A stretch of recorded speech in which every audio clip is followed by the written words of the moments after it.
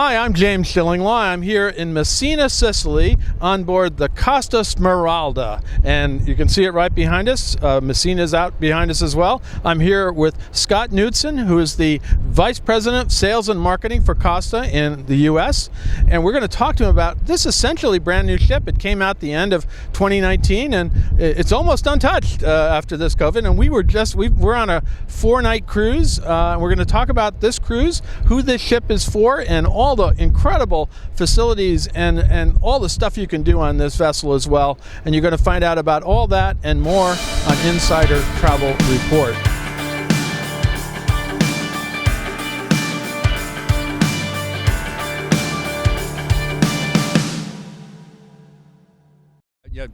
September in Sicily, who thought it would be 90 degrees? Thank goodness for the breeze. I think the last time I saw you was a couple of weeks ago in Chicago. Now here we are in southern Italy, so it's a lot of fun. It's a lot of fun, and to discover this ship especially, which is really, as I said, really brand new. Let's talk about this ship. It is a fairly large ship, right?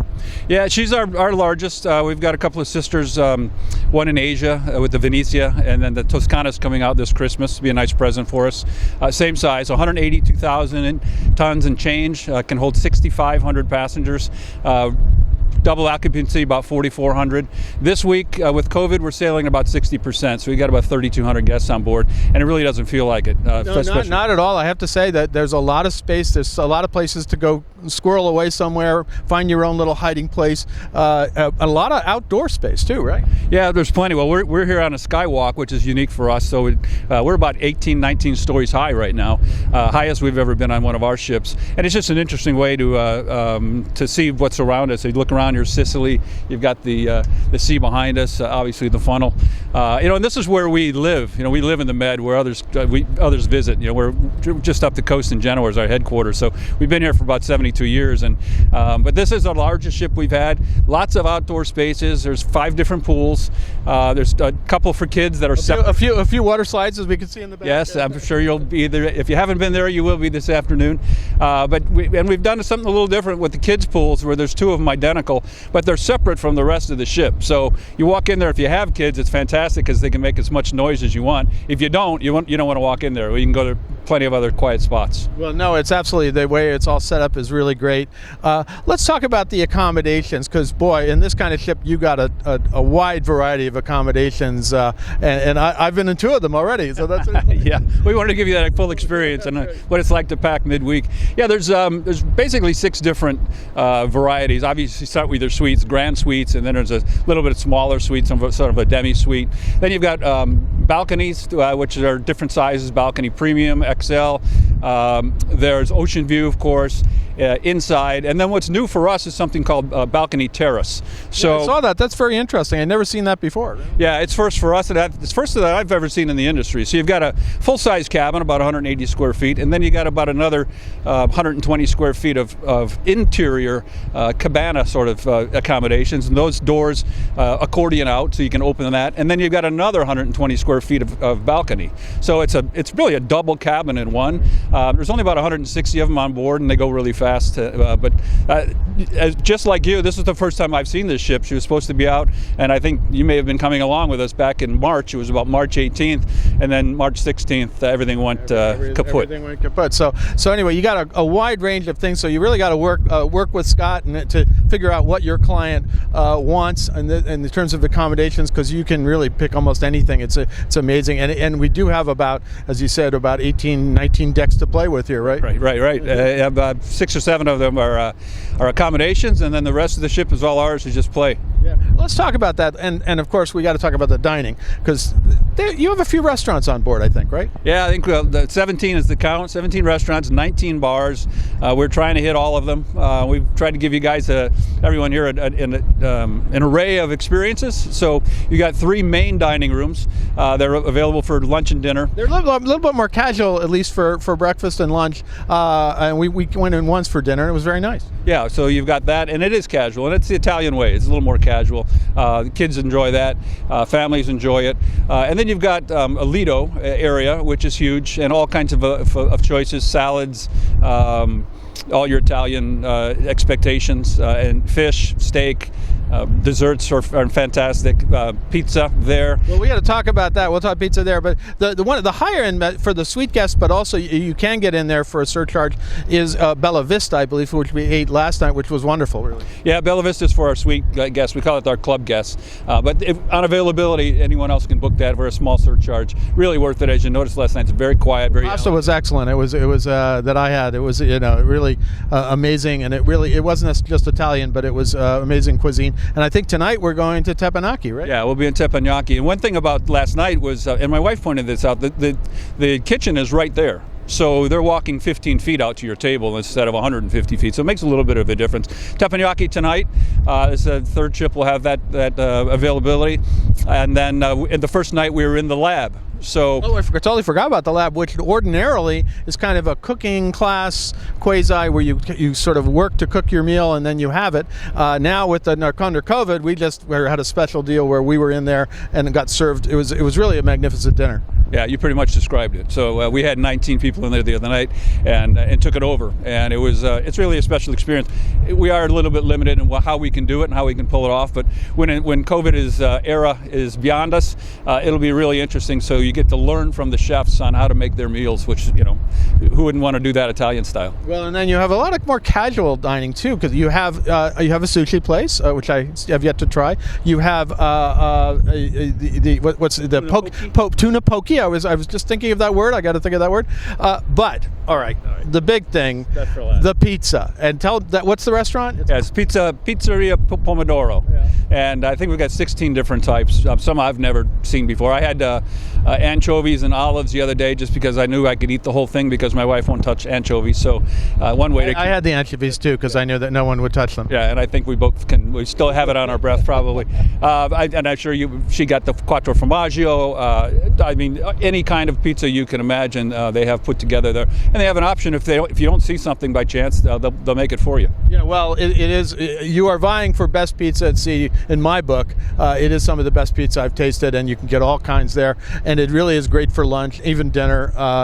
Maybe breakfast. I don't know about that, but I don't know if you have a breakfast pizza, cold pizza for breakfast. But it is one of the highlights of this. My mind. The higher end restaurants and the teppanyaki and everything is great. The main restaurants are great, but it's nice to see a good pizza place on a ship. Yeah, well, it's always nice to have a unpaid third-party testimonial because I'm paid to do this. I am an expert at pizza, so I can tell you exactly that. Yeah, I would vote. We're up there. I got to try a few more, but I think you're up. You're at number one right now. Well, the last time I walked by, they knew you by name, so that kind of tells you something. Well, I have been somewhat of a regular. Now let's talk about another thing here: the entertainment, the activities on board, because it's a different kind of ship. The entertainment is somewhat. It has to cater to a lot of different Europeans and Americans, but it is really fantastic. You got a lot of acrobats, you got a lot of singers, you got dancers, all kinds of things going on, right? Yeah, it's quite a few options. So we got our standard showroom holds about San Remo showroom. Yep, holds about 1,100. So and we do various shows throughout the week,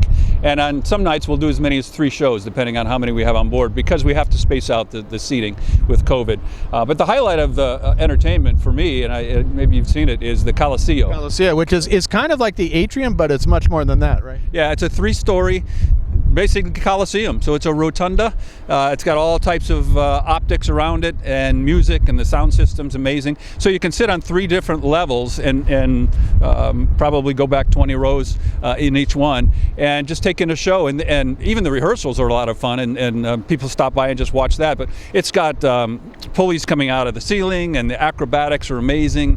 The show, they're trying to do the wow thing, and it's really working in that room. And then also you have a lot of if you want a bar, you got more bars and nightclubs around this ship than you want to see. I get confused sometimes. He says, "Meet me in the jazz bars." Which one is that one again? There are so many great bars, and it sort of flows in together. There's jazz bars, there's piano bars, there's rock, there's everything you want. Really. Yeah, there really is. There's a sports bar. There's a Ferrari, champagne bar. Well, Spumante. Sorry, can't say that French. The Campari bar. So a lot of branded areas as well. But really, you can't walk around this ship in the public spaces and not stumble across one. And I forgot two of the out of one. Oh, out of one. Well, we don't want to. I saw it was me that was stumbling. I'm sorry. I get confused sometimes.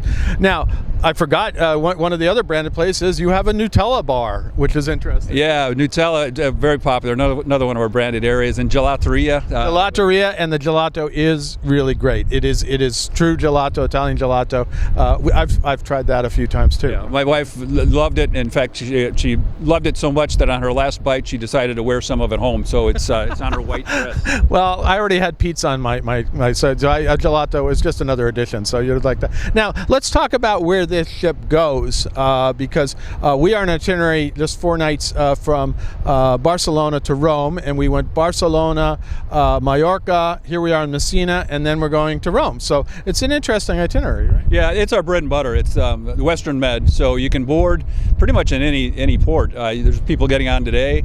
I boarded it in Rome, so this is an LNG, liquefied natural gas. We forgot to say this is one of the first Carnival Corp ships, because Costa is owned by Carnival.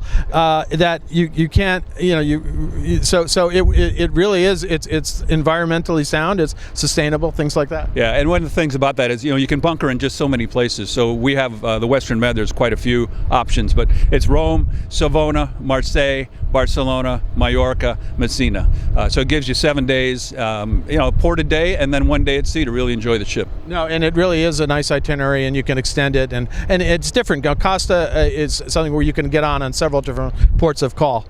So we got on in Barcelona. Now let's talk about who's going to be happy on this ship. What is the market, and what are the advantages you're selling with Costa? Well, anybody that loves to travel and loves to be around other people is going to be happy. I mean, you'd hope everyone, but it's not for everyone. Right. I'm a family of 9, and my parents love sailing with an American hotel, whereas the kids, we'd rather go and be immersed in the culture. So I call it a fully international experience without the international price tag, and it's a fully immersive experience. So when you go into Rome, for example, you spend a couple of days in Tuscany, you get on board the ship, and it's seamless. So you're going to find people, 30% are Italians, 20% are French, 20% German, Spanish, Americans, South Americans, Asian, a little bit of everything. But it's somebody that's looking for an upscale, contemporary experience. So we're not that contemporary market where it's necessarily... So you're kind of upper contemporary, I think you once told me. You're upper contemporary, immersive experience, and where else can you go for value of, I think you said, $1,000 per person for a cruise with all these destinations